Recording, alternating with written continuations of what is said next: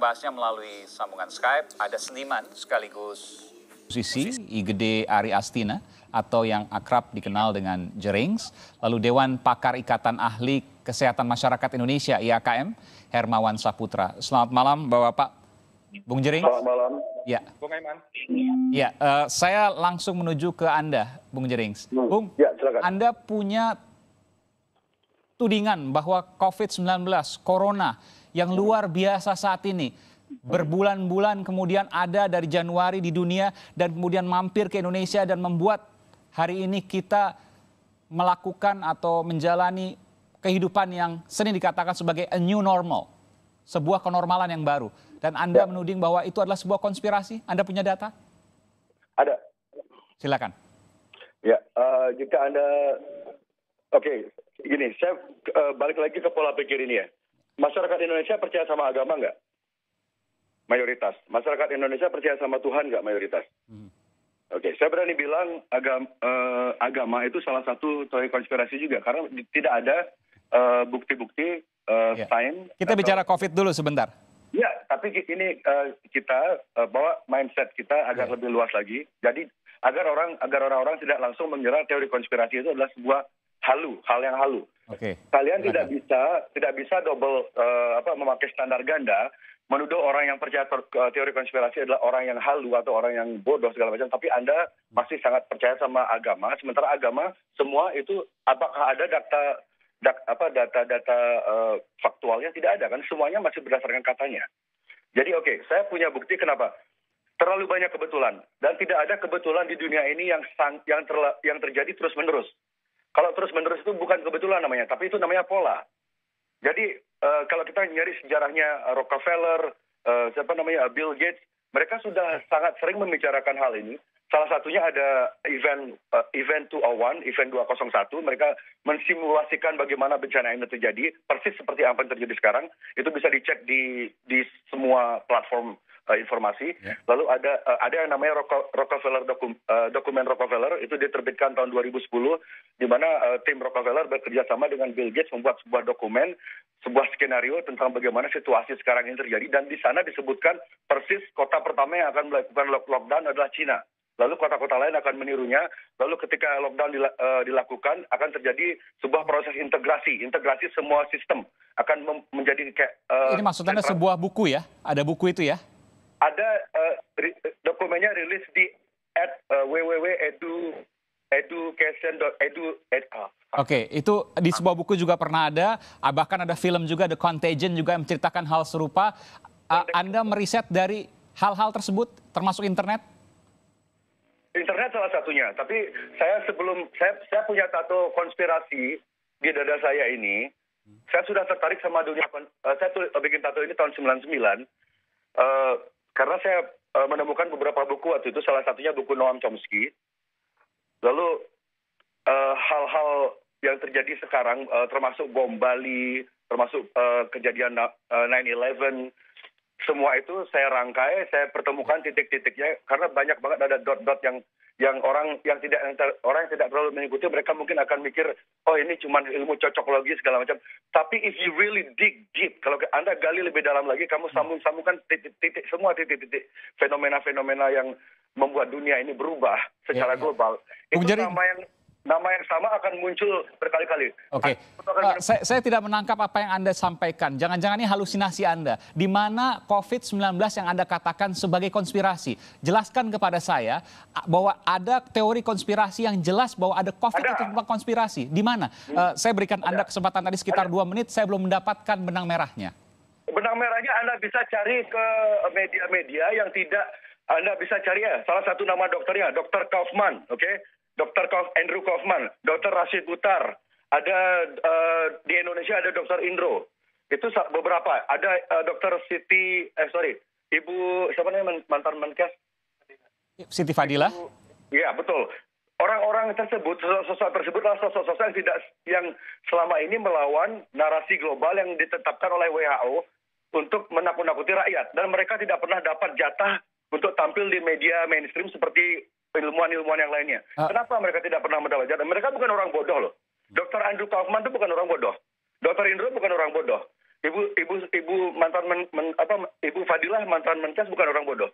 Kenapa mereka tidak pernah mendapat jatah tampil di mainstream media? Karena ada narasi besar, kita semua tahu, mainstream media semua dimiliki di dunia ini, semua mainstream media dikontrol oleh kekuatan yang sama. Ada 5 kekuatan besar. 5 kekuatan besar itu mempunyai ratusan anak perusahaan untuk menciptakan ilusi ke masyarakat jika masyarakat itu punya pilihan. Padahal sebenarnya masyarakat tidak pernah punya pilihan karena narasi besar yang dianggap oleh media-media mainstream selalu sama. Takuti masyarakat ulangi kebohongan yang terus-menerus sehingga dia menjadi realita seperti yang dilakukan Nazi zaman dulu. Itu ada bukan Noam Chomsky ya, konstruksi realitas. Tapi saya ingin bertanya, sederhana sesungguhnya. Di mana konspirasi COVID-19 yang Anda tudingkan? Sesederhana itu pertanyaan saya.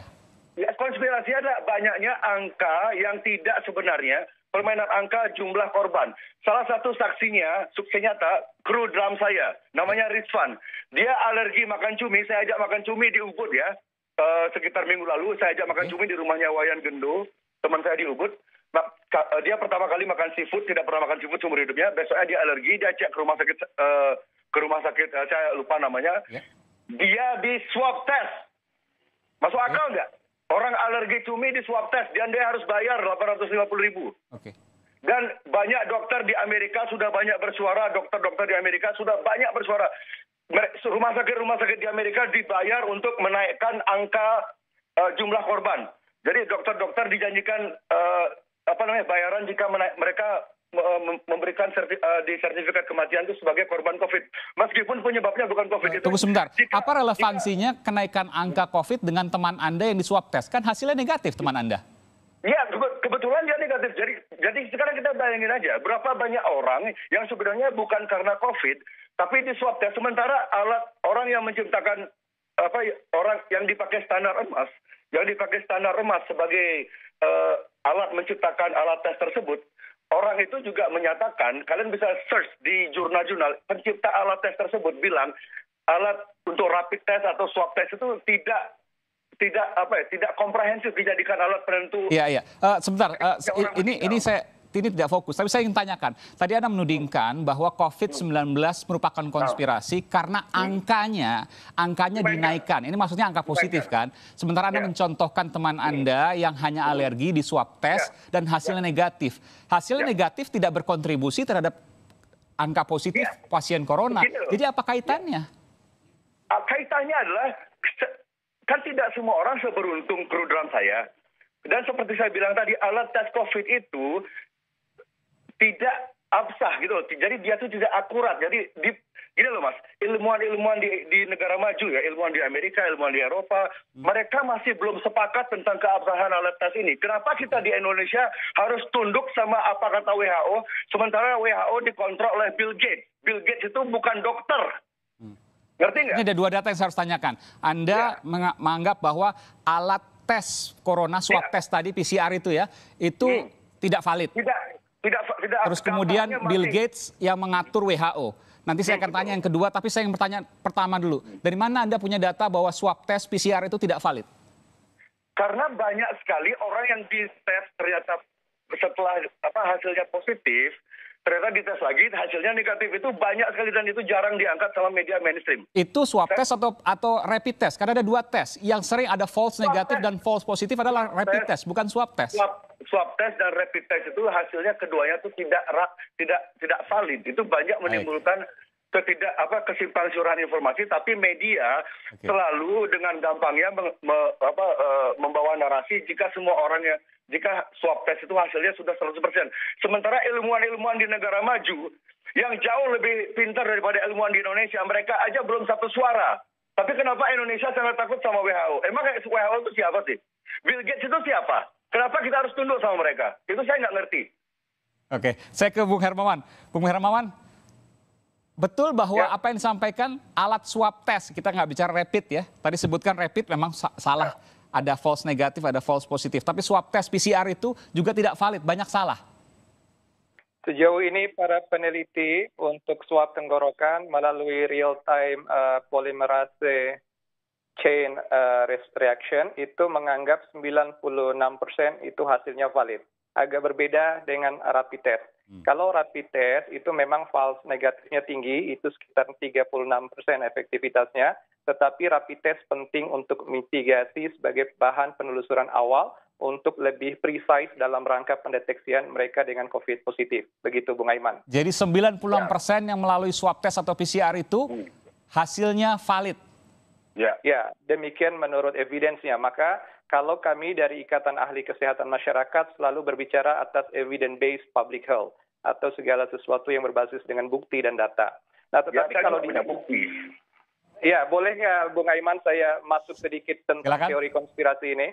Silakan, Jadi izinkan saya bercerita sedikit agak panjang ya. Pada dasarnya segala sesuatu saya bersepakat bahwa tidak ada sesuatu itu yang kebetulan. Bahkan kejadian COVID-19 di dunia ini adalah ibrah dan ujian untuk umat manusia. Nah, tetapi pandangan tentang COVID-19 ini sebuah konspirasi, kita boleh melihatnya dari 3 sisi. Pertama dari sisi propaganda dan juga sejarah. Yang kedua, sisi dari aspek struktur genetika SARS-CoV-2 penyebab COVID-19. Yang ketiga dari aspek angka-angka, insiden dan prevalensi COVID-19 di dunia. Kalau saya boleh bercerita pertama terkait dengan propaganda, yang paling heboh sekali di awal kejadian ini, itu terkait dengan film yang Bung Aiman sebut sebagai Contagion. Ya. Contagion ini film tahun 2011 kalau nggak salah, di mana sutradaranya adalah Steven Soderbergh, gitu ya. Soderbergh. Nah ini. Oke, Steven Soderbergh ini sudah diwawancara dan diteliti oleh media di Amerika. Kenapa dia mengangkat film itu? Apakah betul akan terkait dengan kasus atau penyakit baru yang diprediksi? Tetapi dia mengakui bahwa film ini berangkat dari pengalaman SARS yang muncul tahun 2002 yang mewabah di dunia. Saat itu SARS sebagai sebuah penyakit yang mengagetkan, virus corona, dan memang ini berlanjut sampai munculnya kasus MERS, di mana rumpun corona terjadi lagi pada tahun 2012 di Middle East. Tetapi kalau dilihat dari segi kenyataan yang terjadi di Wuhan, Provinsi Hubei di Tiongkok sejak akhir 2019, bulan Desember, dengan film The Contagion ini, itu terjadi perbedaan dalam modifikasi jalan cerita dan juga jenis virus ini. Di mana kalau diceritanya Steven Soderbergh ini, dia memodifikasi virus SARS ini menjadi virus baru yang disebut dengan MERS-1, yaitu meningoencephalitis, di mana dia menggabungkan antara dua rumpun virus dari rumpun virus flu dengan Nipah yang terjadi di Malaysia dan di India sekitar tahun 2001 dan 90-an. Jadi kejadian ini dimodifikasi sedemikian rupa dengan jenis film ini adalah fiksi sains. Jadi memang mencoba menggabungkan antara dua. Nah, sehingga dari kesimpulan dari propaganda terkait dengan film yang dibintangi oleh Matt Damon, Jude Law, kita ngomongin film ya? Iya, nanti saya berikan kesempatan Bung Jering. Oke, ini dibuktikan sedikit ini. Halo? Kita masih ada 2 segmen lagi. Saya akan berikan kesempatan pada Anda dengan waktu yang cukup. Saya berjanji, Bung Jering. Disimpulkan oleh para peneliti media tidak ada kaitannya dengan kejadian SARS-CoV-2 penyebab COVID-19. Nah, yang kedua terkait dengan struktur virus corona. Saya akan bercerita tentang kecanggihan struktur genom SARS-CoV-2. Ini menjadikan seolah-olah ada perang Pasifik baru antara China dan Amerika. Kalau dulu perang Pasifik kita kenal dengan Jepang versus Amerika di dunia kedua, nah sekarang dalam bentuk yang lain. Nah, China menuduh kecanggihan struktur genetika ini akan berkaitan dengan perang itu sendiri, karena memang seluruh pakar sebagaimana Wakil Ketua Eijkman mengatakan, virus ini sangat berbeda. Nah, itu kan di dalam mahkota itu ada yang disebut dengan rantai yang berjenis S di dalam struktur proteinnya corona ini, di mana dia itu berlaku seperti karet. Kalau dia menempel pada sel pernapasan kita, itu akan menyebabkan reaksi yang cukup cepat dan penularannya masif, penggandaan dirinya cepat. karena bagian dari jenis protein RNA. Oke, Nah, RNA intinya bahwa beda. ini virus baru yang kemudian tidak pernah muncul sebelumnya. Jika ada tadi Anda katakan film itu kaitannya ke SARS sebelumnya. Ini menjawab apa yang kemudian ditudingkan, termasuk juga tudingan konspirasi yang baru oleh Bung Jering. Kita akan segera kembali saat lagi, nanti saya akan ke Bung Jering. Saya paham Anda sudah tidak sabar untuk menjawabnya. Kita akan segera kembali saat lagi, saudara.